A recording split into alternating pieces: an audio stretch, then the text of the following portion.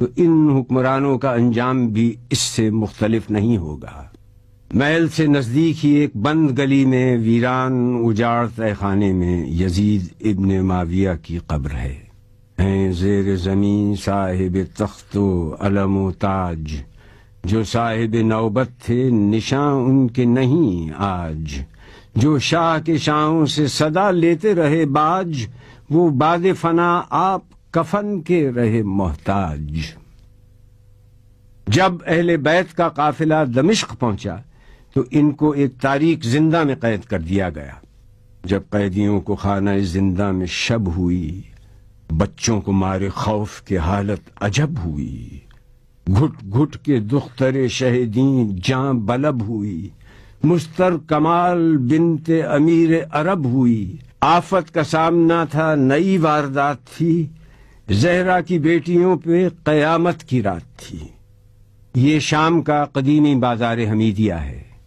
اہل بیت کو دربار یزید میں اس بازار کی تنگ گلیوں سے گزار کر لایا گیا۔ ہزاروں کا مجمع تھا۔ یزید کی خوشنودی حاصل کرنے کے لیے اہل بیت کو مقررہ وقت سے قبل پہنچا دیا گیا، جس کی وجہ سے اہل بیت کو داخلی دروازے پر کئی گھنٹے تک روک دیا گیا، اور اسی مقام کو باب الساعت کہتے ہیں۔ دربار میں داخلے کے 7 دروازے ہیں۔ ایک دروازے سے دوسرے دروازے تک 2 رخا فوجیں کھڑی تھیں۔ یزید کے سپاہی جلالت اور شہنشاہیت کی نشانی بنے مسلح کھڑے تھے۔ جب اہل بیت 7ویں دروازے پر پہنچے اور جناب زینب نے دربار کو دیکھا تو آپ بیٹھ گئیں۔ کہہ دو مجھے دربار میں حاکم نہ بلائے، خلقت کو دوبارہ نہ میری شکل دکھائے، گر قتل ہو منظور تو قاتل یہیں آئے، موجود ہوں خنجر میری گردن پہ پھرائے، فکر غم و اندوہ سے آزاد ہو زینب، سر تن سے جدا ہو تو بہت شاد ہو زینب۔ اہل بیت دربار میں داخل ہوئے تو پہلے انہیں ایک گوشے میں بٹھایا گیا۔ اس مقام کی پہچان کے لیے اس جگہ کے اطراف میں لکڑی کے کٹہرے بنا دیے گئے ہیں۔ یہ وہ جگہ ہے جہاں یزید بیٹھا تھا۔ اہل بیت کو یزید کے سامنے پیش کیا گیا۔ یہی وہ مقام ہے جہاں جناب زینب نے خطبہ ارشاد فرمایا تھا۔ یزید سے اہل بیت کا تعارف کروایا گیا۔ اس نے پوچھا یہ کنیزوں کے حلقے میں کون مغرور عورت بیٹھی ہے؟ جواب ملا یہ علی کی بڑی بیٹی رسول کی نواسی زینب کبریٰ ہے۔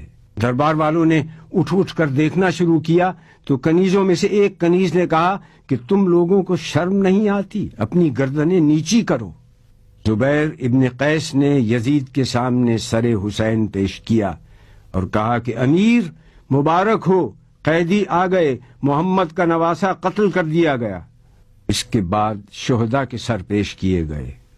یزید نے پورے دربار کا جائزہ لیا۔ یہودیوں کا عالم راس الجالود سفیر روم، نصرانیوں کا عالم، علماء اور اراکین دولت موجود تھے۔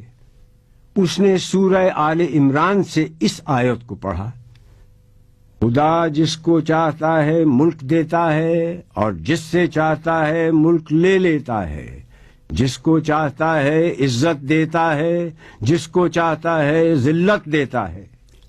جناب زینب نے یزید کو مخاطب کر کے کہا کہ آیات کو اپنے مطلب کے لیے استعمال مت کر، اس وقت تیرا اس